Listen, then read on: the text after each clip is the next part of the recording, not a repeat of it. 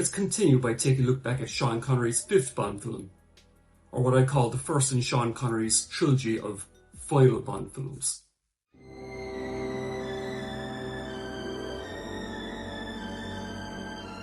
Released in 1967, You Only Live Twice was directed by Lewis Gilbert, who would go on to direct two further Bond films in the Roger Moore era of the 70s. The plot involves Bond travelling to Japan to investigate the disappearance of American and Soviet spacecraft in orbit. Bond discovers that Spectre is responsible and are trying to start World War III between the superpowers. While most Bond films have a globe-trotting aspect and set in multiple countries, You Only Live Twice is mostly set in Japan. The film had very little to do with the source novel, and the screenplay was written by Roald Dahl, which was surprising as he was well known for writing children's books, which is not the kind of writer you'd expect to write a Bond film. Although the Bond series was at this point hugely successful, You Only Live Twice was a very troubled production, with many at the time believing that the movie was cursed. Producers Albert Broccoli and Harry Saltzman and a number of production staff were in Japan scouting for locations, and missed a flight back to the UK, only for that very same flight to crash 25 minutes after takeoff, killing all on board. On top of that, during filming of the movie's helicopter battle, a cameraman's leg was cut off by a helicopter rotor. Sean Connery had grown tired of playing the character at this point, and was wary of typecasting and being able to pursue other roles. Also, the actor felt his privacy was being infringed on and was mobbed by fans everywhere he went, with one Japanese fan in particular stalking him and even following him into a bathroom. Despite producers placating him by increasing his fee, Connery announced during filming that this would be his final Bond movie. This is the movie critics often single out for having the weakest performance by Sean Connery as Bond, possibly as a result of his real-life frustrations. I love you. I have a car nearby. Oh, where do you suggest we go? I know a quiet hotel. Well, I think there's some truth in that. I think Connery's perfectly fine in the movie. He was so used to playing the character by now, that even if he was just going through the motions, he's as entertaining as always. In Japan, men always come first, women come second. I might just retire to here. This movie has one of my all-time favourite action sequences of the series. Bond flies a gyrocopter called Little Nelly, which is armed to the teeth with missiles, machine guns, and even flamethrowers. Bond is attacked by 4 helicopters while out on patrol, and gets into a huge dogfight with them. It's a terrific sequence, brilliantly filmed and edited, with the Bond theme blasting in the background. What more do you want? I do find it strange though that the pilots of the enemy helicopters all look the same. What are they, clones or something? Just my theory, but maybe this is where Blofeld got his idea for cloning himself later on in Diamonds Are Forever. Speaking of clones, Charles Gray plays a small role as Henderson, Bond's contact in Japan. He would actually go on to play Blofeld in Diamonds Are Forever. I've always found it interesting that people think that there's a mistake in the dialogue while he's having a drink with Bond. Bond famously prefers his drink shaken, not stirred. But Henderson says, "Oh, that's stirred, not shaken. That was right, wasn't it?" Perfect. Cheers. Cheers. I've never thought of this as a mistake, as I always thought Bond just didn't want to embarrass Henderson, that he got it wrong. Maybe that's just me. This is the movie where Bond finally comes face to face with the mysterious leader Spectre. James Bond, allow me to introduce myself. I am Ernst Stavro Blofeld. Yes, folks, this is obviously the Bond movie Mike Myers watched the most growing up. You know, I have one simple request, and that is to have sharks with frickin' laser beams attached to their heads. Donald Pleasance plays Blofeld, and it's impossible now not to think of Austin Powers when watching this movie, and very hard to take him seriously. That's not necessarily a bad thing, as he's so camp that he's actually very entertaining to watch, and the scenes between him and Bond are very funny.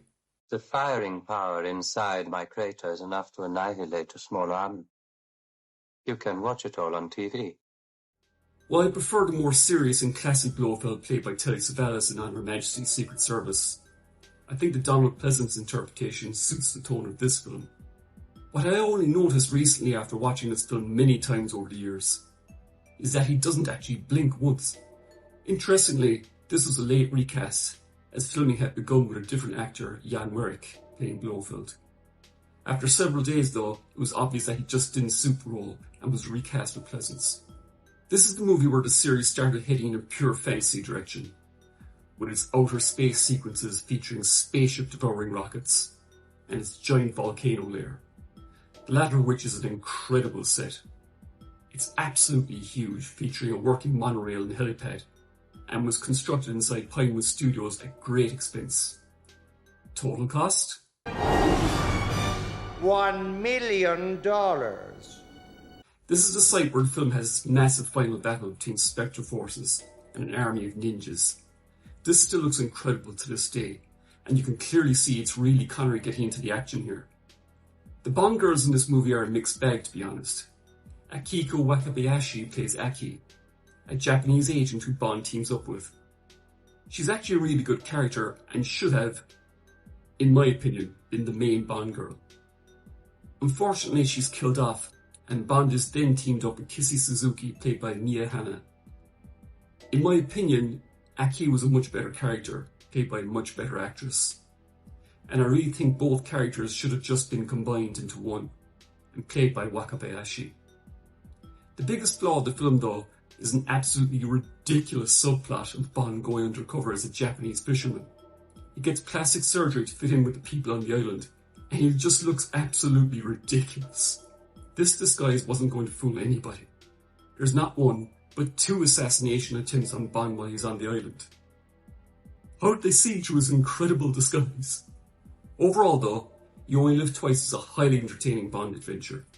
While Connery gives possibly his weakest performance yet as 007, he still has some great moments.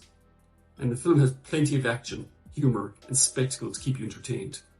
With Connery officially retired from the series after the release of You Only Live Twice, the producers chose George Lazenby as his replacement for the next film in the series, On Her Majesty's Secret Service. With Lazenby quitting the role after just one movie, the search began for another actor to play Bond in the next movie of the series.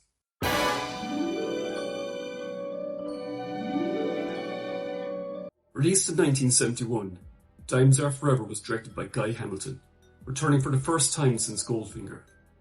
The plot involves Bond investigating a diamond smuggling ring and uncovers a plot by Ernst Stavro Blofeld to use diamonds to power a satellite laser weapon and destroy Washington, D.C. While the search for George Lazenby's replacement was ongoing, American actors like Clint Eastwood, Robert Wagner, Adam West, yes, that Adam West, and Burt Reynolds were considered for the role. The producers wanted Roger Moore, but he was unavailable. The studio ultimately demanded that Connery be brought back, and told the producers that money was no object.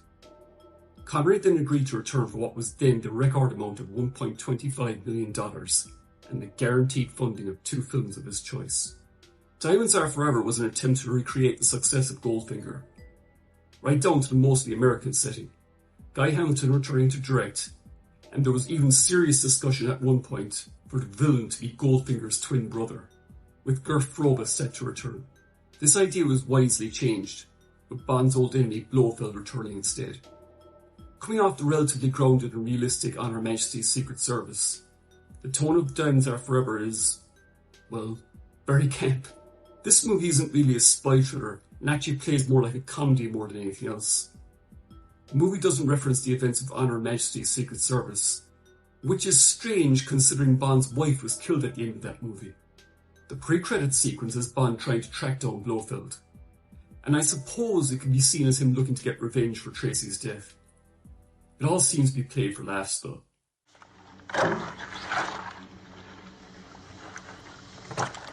Welcome to hell, Blofeld. It wouldn't be until 1977's The Spy Who Loved Me that they referenced Bond's wife directly. Sean Connery had a 4-year break from the series at this point, and unlike his appearance in You Only Live Twice, he actually seems to be enjoying himself in the Bond role again. While he had visibly aged quite a bit in between films, and wasn't in the best shape, he gives a great performance, what is in my opinion one of the wittiest Bond films ever made. Hi, I'm Plenty. But of course you are. Plenty O'Toole. Named after your father, perhaps? One of my favourite scenes is where a bunch of thugs throw Plenty out a window into a pool. Hey, listen, you can't do this to me! Stop that! I've got friends in this town!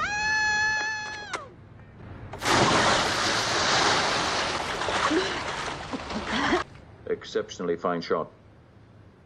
I didn't know there was a pool down there. And clearly James Mangold, the director of The Wolverine, thought so too, as he pretty much repeated it in that movie. Wait! No! You wanted the truth! I told you the truth! I didn't like it. Oh. How did you know there's a pool down there? I didn't. I actually didn't like this movie much as a kid, as certain aspects of it are very cheesy. There are some really bad special effects, and the final battle on the oil rig is fairly poor, especially in comparison to the huge end battles of the last few films. It's likely they spent so much money on getting Connery back that other production aspects of the film suffered as a result. These days, I actually like this movie quite a bit. If you can get past the fact that it pretty much ignores the events of the previous movie, and look at it as a comedy rather than a serious spy thriller, it's actually quite fun. Despite the film's campy tone, it actually features one of my favourite fight scenes of the series, as Bond and the diamond smuggler, Peter Franks, try to kill each other in a lift. It's absolutely brilliant, and choreographed and edited so well. It's the only time in the movie where I think Bond is in any real danger, and I just love Connery's one-liner at the end. Is he dead? I sincerely hope so. Jill St. John plays Tiffany Case. While she's not one of the best Bond girls, I think she may actually be the funniest. Even though she comes across as, shall we say, not too bright at times. I really like her attitude, and she suits the tone of the movie very well. Keep leaning on that tutor, Charlie, and you're gonna get a shot in the mouth. Ernst Stavro Blofeld is played this time by Charles Gray. It's hard to believe that this is the same Blofeld that's appeared in the last couple of movies, as he's like the movie itself, very camp. I'm delighted to meet you, Miss Case. I'd so dreaded the prospect of making this tedious journey alone. Charles Gray actually gives a very fun and witty performance. I just wish that they had him playing a different character than Blofeld. One aspect of the Roger Moore era that was superior to the Connery one is that Moore's Bond went up against a wide variety of villains, and the filmmaker's insistence on having Connery's Bond go up against Blofeld in almost every one of his films is a major flaw of this era, in my opinion. Blofeld employs two henchmen named Mr. Wint and Mr. Kidd, who are played by Bruce Glover and Putter Smith, and they're probably the most incompetent assassins in the entire series, and that's saying something. They manage to kill just about everyone they come into contact with, except Bond. I know, Bond can't actually die in a Bond movie.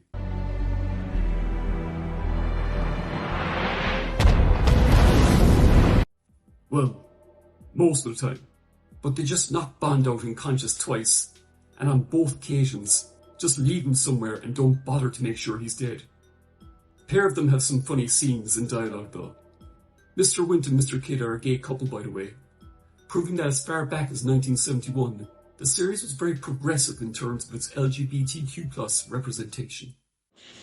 They're both aboard. I must say, Miss Case seems quite attractive. For a lady.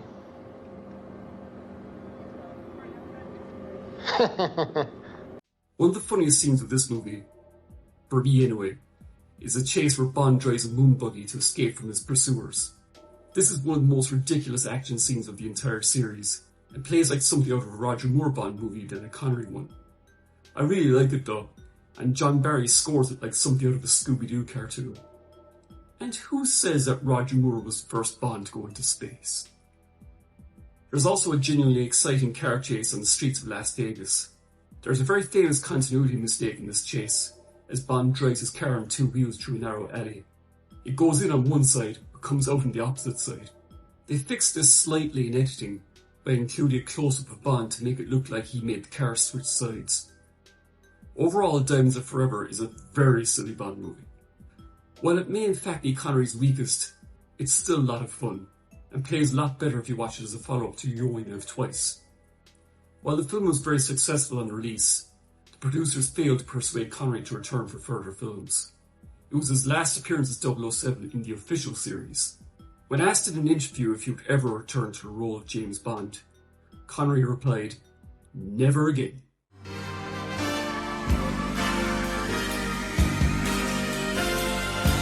Released in 1983, Never Say Never Again was directed by Irvin Kershner. The plot involves Bond trying to retrieve two nuclear weapons stolen from NATO by Spectre. who threaten to destroy 2 major cities unless ransom is paid. Bond's investigation leads him to Emilio Largo, Spectre's number 2, and his girlfriend Domino. And if that sounds very familiar, it's because this movie was basically an unofficial remake of Connery's 4th Bond film, Thunderball. Now, I've covered this story already in my previous video, but to briefly recap, Thunderball's story was a collaboration between several writers, including Bond creator Ian Fleming and Kevin McClory.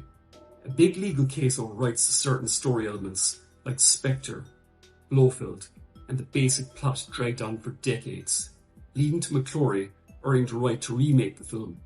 Sean Connery, who had been absent from the series for 12 years, agreed to come back, possibly not just for the large amount of money, but also to stick it to official Bond producer Albert Broccoli, who he had a long pay dispute with. The movie came out in 1983, in competition with the official Bond movie of the year, Octopussy, starring Roger Moore. Despite Connery not having played James Bond in 12 years at this point, he's actually in much better shape here than he was in Diamonds Are Forever. Also, since Connery was in his early 50s at this point, the movie actually makes reference to Bond's advancing years. This is in stark contrast to what was going on in the Roger Moore era of Bond movies at the time. Moore was 3 years older than Connery, but his Bond was still being written like he was in his 30s and romancing women young enough to be his daughters. It's also good to see that they toned down Bond's sexist attitude towards women. My name is Bond. Oh, you're Mr. Bond. I believe I'm having you in half an hour. Oh, splendid. Your room or mine? Well, mostly. With this being an official Bond movie, separate from the main series, there were certain traditional aspects of the series that the filmmakers couldn't use, such as the famous theme tune and the gun barrel logo. So the movie doesn't have a pre-title sequence as such, and just opens up with a fairly poor title song by Lanny Hall as Bond is on a training mission. While overall, Never Say Never Again is an inferior remake of Thunderball, there are several aspects of it that actually improve on the original. The main villain Largo is played by Klaus Maria Brandauer, and I actually think he's a much more interesting version of the character played by Adolfo Celli in Thunderball. He has a very possessive relationship with Domino, which is very creepy. In the original, I got the impression Largo didn't really care about her either way. I know I'm in the minority on this, but I actually really like the video game sequence between Bond and Largo. It's kind of an unofficial tradition in Bond films, where 007 plays a villain in some kind of friendly contest, like the golf scene in Goldfinger or the sword fight in Die Another Day. It's incredibly dated looking now, of course, but I like the fact that each player gets an electric shock on defeat, which adds a bit of tension to the scene. I also like how the filmmakers managed to sneak in a gun barrel shot in Connery here. I wonder if Albert Broccoli noticed that. As far as action in this movie goes, very little of it is anything special. There's a good fight between Bond and a massive Spectre thug while 007 is getting back into shape at a health clinic. It's played more for laughs really, but there's some good sight gags, and Bond manages to defeat the assassin by, well, using his own piss.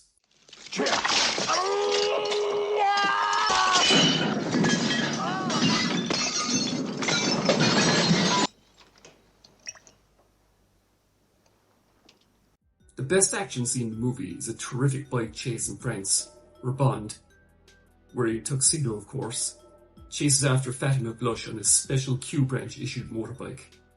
It's pretty exciting stuff, with some great stunt work, but it's let down by a lack of decent action music. The music, by the way, is one of the weakest aspects of the film. Not only is the title song pretty bad, but the musical score by Michael Legrand is terrible, and even worse than Eric Serra's score for GoldenEye in the official series.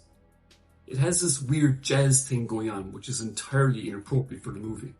James Horner, who had produced great scores for the likes of Star Trek II and Krull, was the filmmaker's original choice, but he was unavailable, which is a shame as Horner was a fantastic composer and would have improved this movie a great deal. The main Bond girl, Domino, is played by Kim Basinger in one of her first film roles. She looks amazing, but in my opinion, she lacks exotic quality that Claudine Auger had in the original. Largo's henchwoman, Fatima Blush, is played by Barbara Carrera. She's clearly playing this movie's version of the Fiona Volpe character from Thunderball, and like Volpe in Thunderball, she's one of the highlights of the movie. Carrera is absolutely fantastic in this role, and plays the character like a complete and utter psychopath. Her scenes with Connery are the best in the film, and the back and forth between them is a joy to watch. How reckless of me. I made you all wet. Yes, but my martini's still dry. My name's James. Like Fiona in Thunderball, when she's killed off, the film isn't as interesting without her. Although her death scene is probably the best in the film, as she demands that Bond admit that she was the best sex he ever had. You know that making love to Fatima was the greatest pleasure of your life?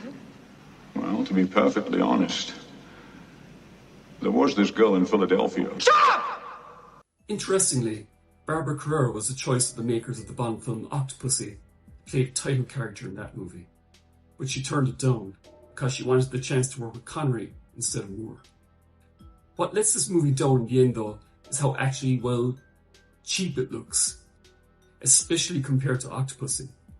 Never Say Never Again had a much larger budget than Octopussy, but looks like it was made for a lot less. By the time the film gets to the climax, it seems like they ran out of money with very cheap looking sets, and the underwater scenes are nowhere near as good as the ones in Thunderball. So overall, Never Say Never Again is a fairly average Bond film, really. It has some good moments, and Connery's on top form, and he and Barbara Carrera pretty much save it.